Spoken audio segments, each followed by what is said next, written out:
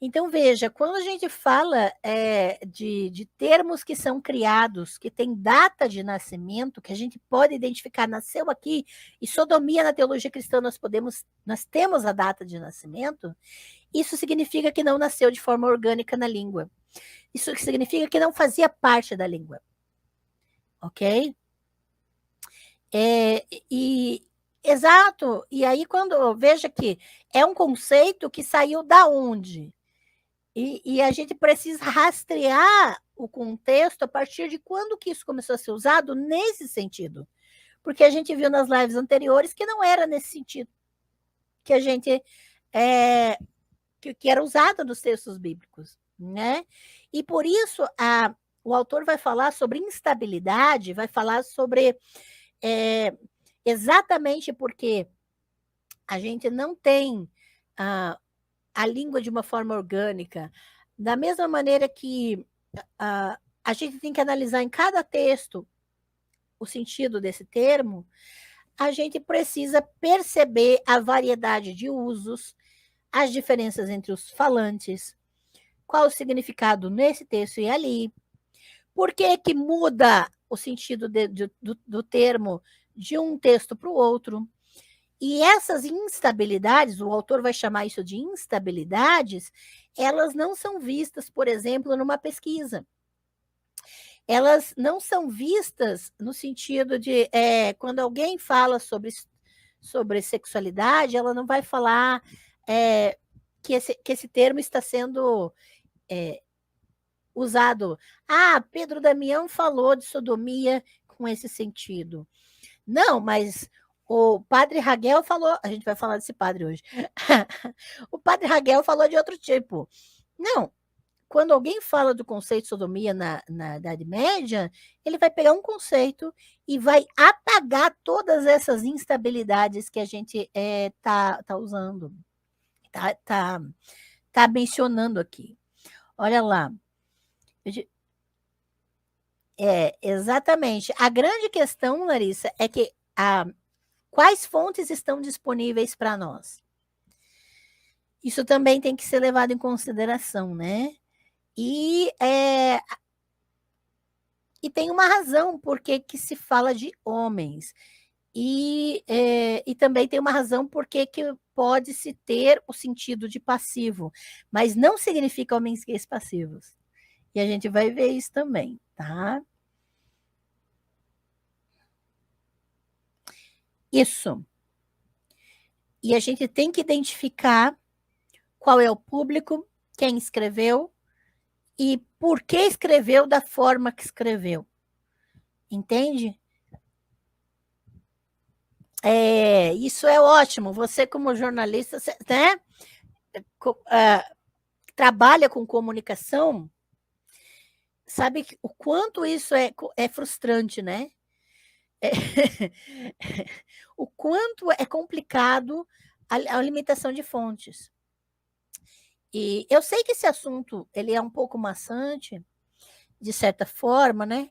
Mas a grande questão é que essas fontes elas não estão disponíveis para todas as pessoas.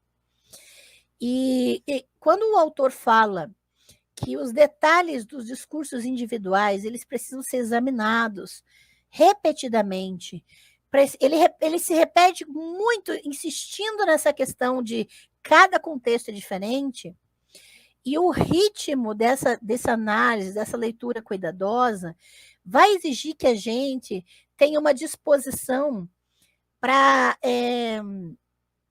se contentar com percepções locais, em vez de fantasias globais coloniais.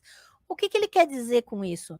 Ele quer dizer que quando a gente lê um texto, quando a gente vê o que um autor está falando sobre esse assunto, a gente precisa se contentar de que aquela percepção dele é daquele contexto, é específica ali, e não é uma percepção global que serve para todo mundo em qualquer momento da história.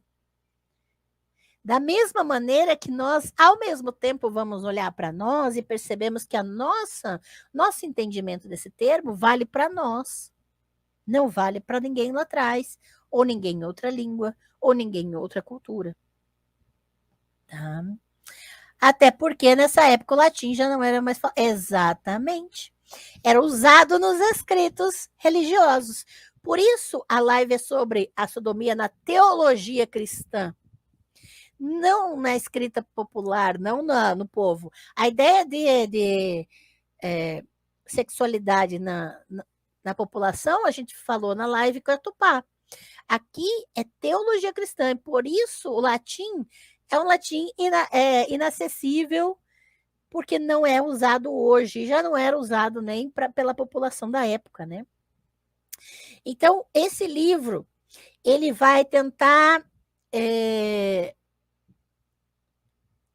não trabalhar com generalizações. Não é uma história social da homossexualidade medieval, não. Ele fala isso claramente, não é isso. Inclusive, o autor questiona se é possível existir uma homossexualidade medieval. Não é possível. Por quê? Porque o conceito de homossexualidade, nós já vimos, é um conceito, uma categoria nossa, que faz parte da identidade de uma pessoa.